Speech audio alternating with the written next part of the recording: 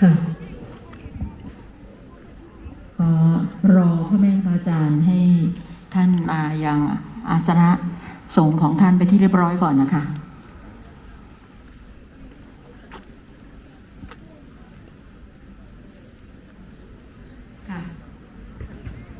สำหรับเครือทายธรรมที่บุตรอาสมของพระแม่ครูอาจารย์ได้รับประเคนไว้ทั้งหมดแล้วครับผมเอาก็ต้องหมดทั้งนั่งโบระวังสะดุดไว้สั่นเป็นได้สะดุด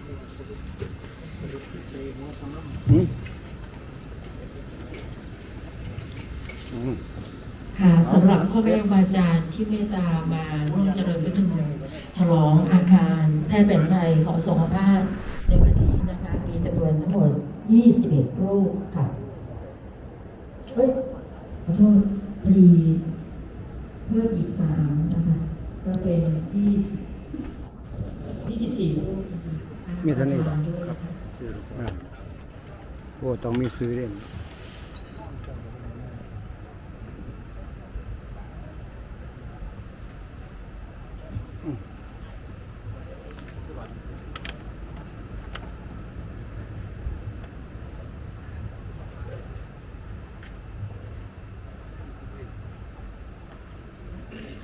การเจริญพุทธมนต์วันนี้นะคะเราก็ได้รับความเมตตาและทุกความสนใจจากคณะสาธุชนที่ได้ประชาสัมพันธ์ไปในเขตอำเภอเจริญศิลป์นะคะซึ่งการประชาสัมพันธ์นั้นเนี่ยก็ทั้งขึ้นป้ายแล้วก็ออกข่าวทางสถานีวิทยุหรือออกข่าวทางสื่อโซเชียลอื่นๆนะคะก็ได้รับความสนใจพอสมควรนะคะสร้างอาคารครั้งนี้เนี่ยจะเป็นไม้สักเป็นหลักนะคะแล้วก็มีไม้ประดู่ประกอบบ้างนิดหน่อยนะคะก็ขึ้นไปชมได้เลยนะคะดังนั้นอาคารที่สร้างขึ้นมาครั้งนี้เนี่ยพร้อมที่จะดูแลอุปถัมภ์พ่อแม่ครูอาจารย์ทุกรูปไม่ว่าจะเป็นในอำเภอเจริญศรีหรืออำเภอใกล้เคียงนะคะก็อาราธนานิมนต์พระคุณเจ้าทุกรูปนะคะบอกต่อๆกันไปว่าเพื่อมาใช้บริการของโรงพยาบาลแห่งนี้นะคะ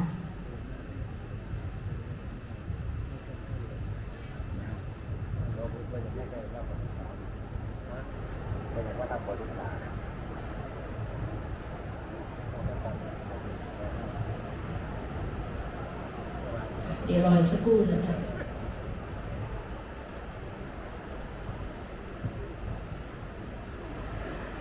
คือเห็นแล้วก็ชื่นใจนะคะวันนี้วันงานที่พ่อแม่ครูอาจารย์ดูพรุ่งนี้จะเต็มอาสนะสงฆ์มากกว่านี้ประมาณ40 กว่ารูปค่ะพรุ่งนี้นะคะจะเต็มเลยค่ะวันนี้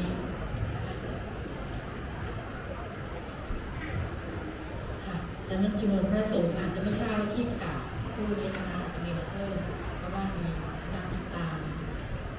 มาเพิ่มเติมอีกก็ได้นะคะถ้าพร้อมแล้วกราบพระพร้อมกันเนาะค่ะกราบ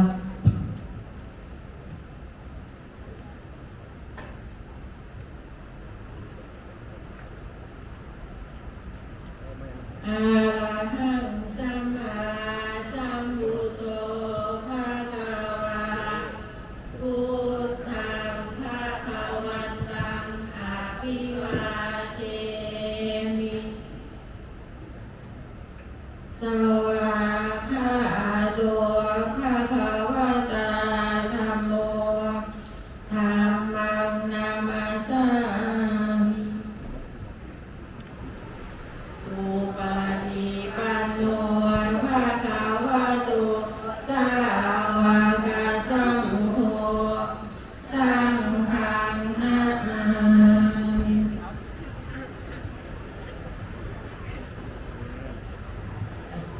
ขอเชิญทุกท่านกล่าวคำอาราธนาพระบิดพร้อมกันนะคะวิปฏิปฏิภาหายาสัง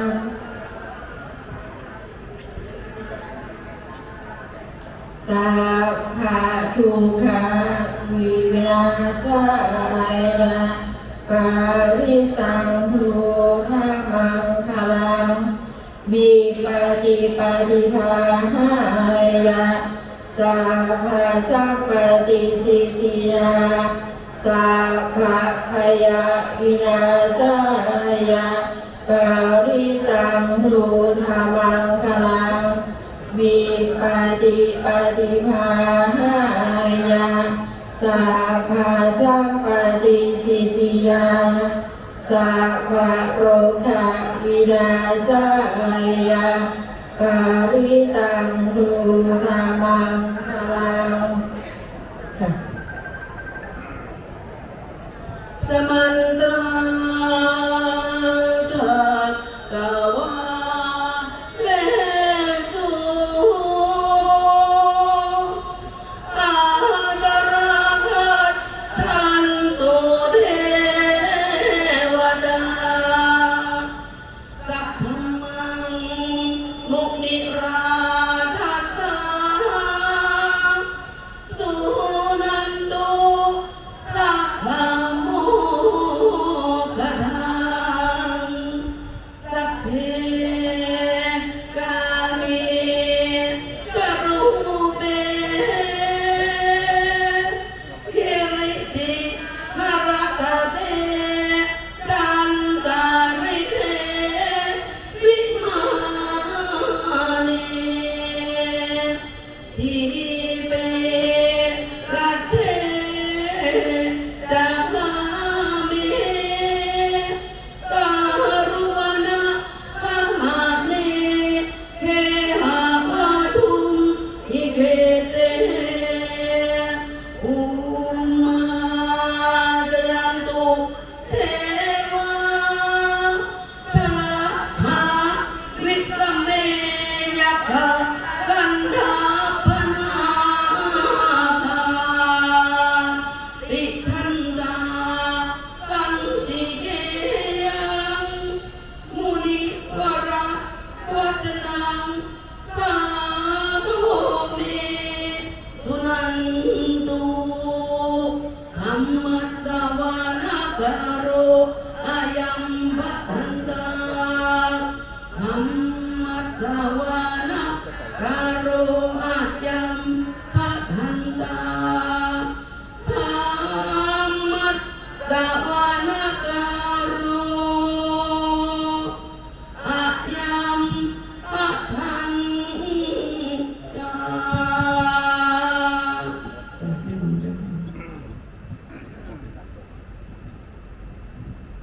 ต่อไป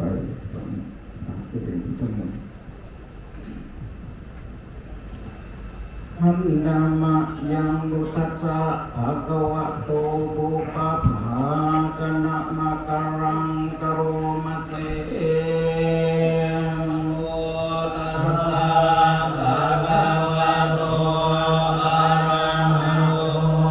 สัมมาสัมพุทธัสสะนะโมตัสสะภะคะวะโตอะระหะโตสัมมาสัมพุทธัสสะนะโมตัสสะภะคะวะโตอะระหะโต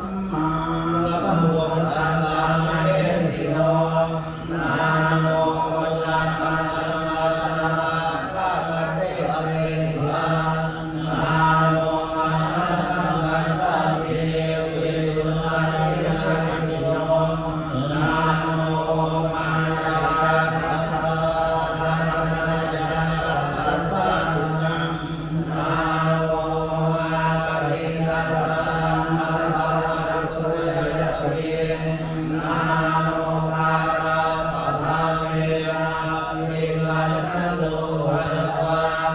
นะโมการานุภาเวนังสุวรรณิโหตุสัมปทังนะโมการาสเดเสนาเวทิโห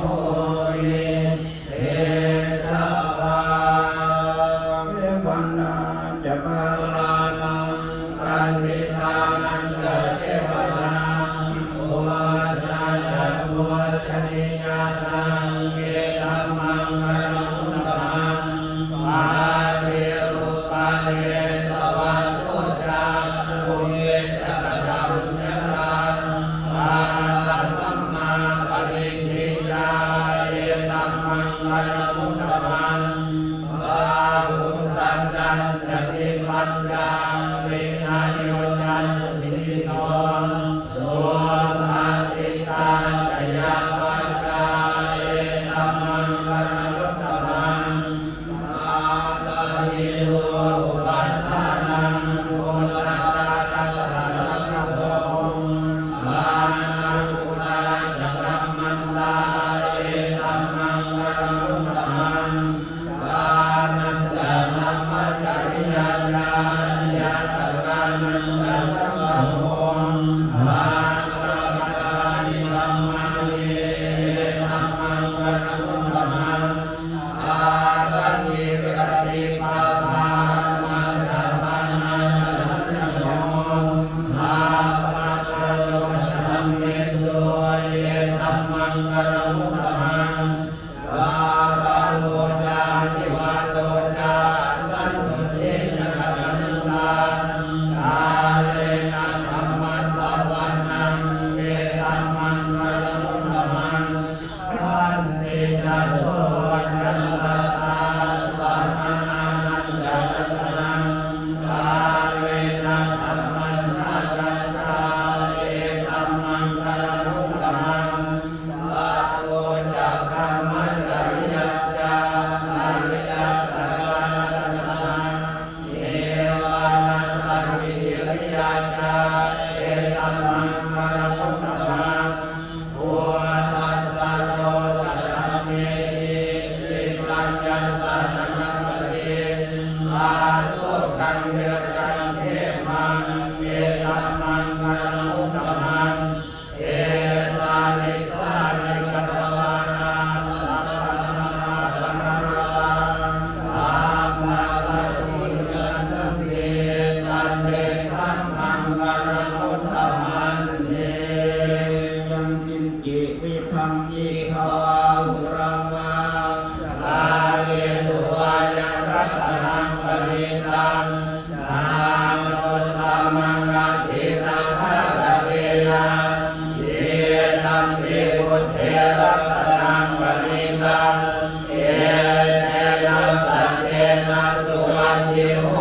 ตุอายังวิรากังอนันตังปริตัง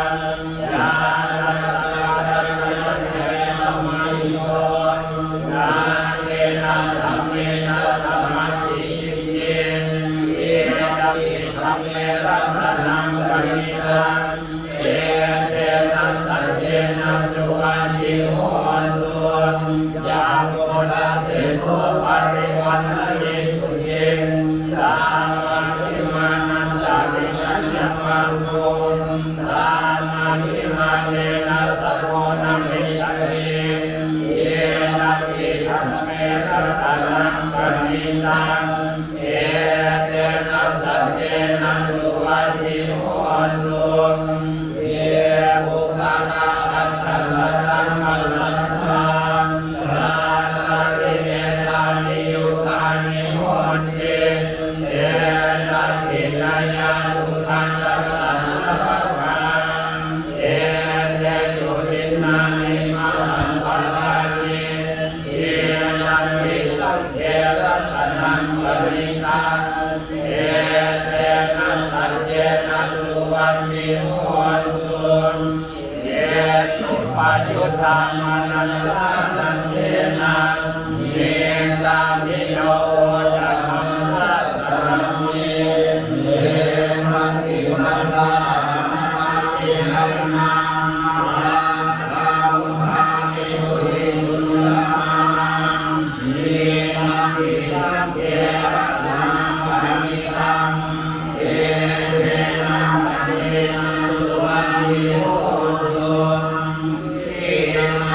Hãy subscribe cho kênh Ghiền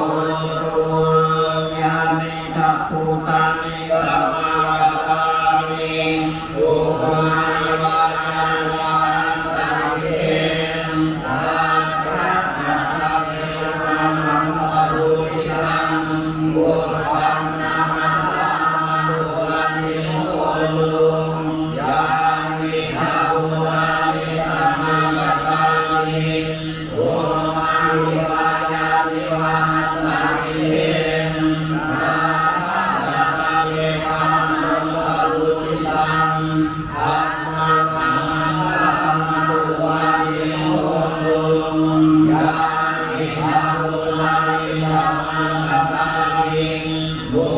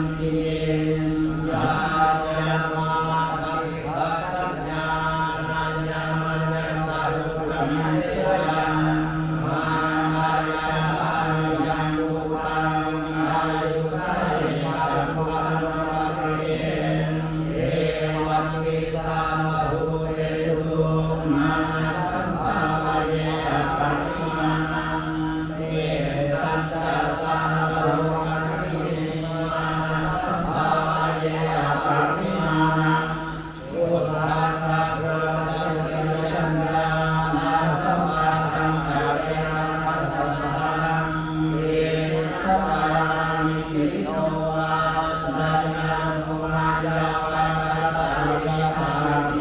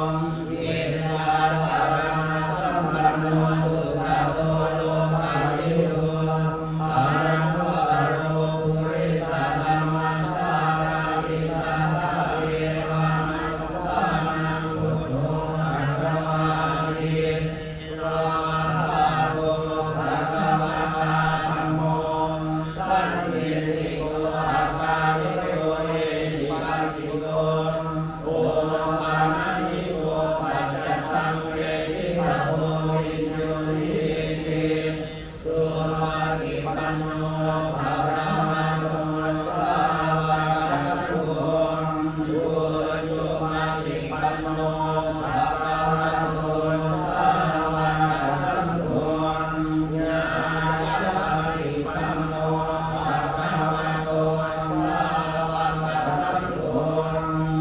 อามิติปฏิปันโนภะคะวะโตสาวกสังโฆนิรันดร์วาริปุริมายุวานิหังปุริมาอุปมาเอสัมมาระวะโตสาวกสังโฆอาหุเนโยอาหุเนโยอาหิเนโยอัญชลิกรณิโยอารุปาราปุญญเกตังโลกัสสามิ นะโดยประธานใหม่ก็จะเกิดใส่ยักษ์มงคลให้นะโมเมพุทธเตสัสสะรัตนัตยานัมมิตาเตสัพพะสิทิปัสสิเทวานาคายะโกนาเมสุราเสติวังราคาอินทรากัญญาตุโลกาธัมเมรัตนาสัมวาปุรุธัมมายัสสะรัมมาสัยยะปัสสิทิภาวันตุเตสัยยะสัยยะนามิโนรามิอุตติอุตตินาวินาทิสัยยะเนรุรานังวันนาสิสัยยะสัยยะกัมมิระโสมินาเคนนาคิมิสานาพุทธกาตัวสัพพะตัวสันตัสสะสันญา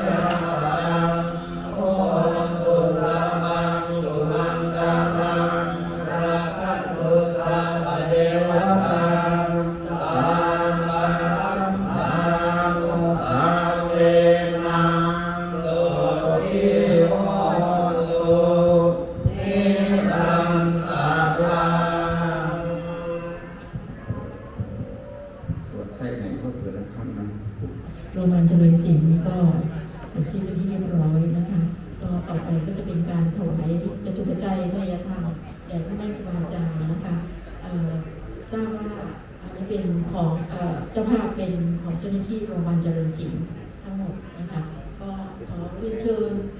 ท่านประธานวันนี้ทั้งสองท่านนะคะแล้วก็มีท่านอื่นเจ้าหน้าที่ของโรงพยาบาลก็ออกไปถวายปรารนาได้เลยค่ะค่ะช่วยกันได้เลยนะคะค่ะเจ้าหน้าที่ได้ไปวางไปตรงนี้นะคะ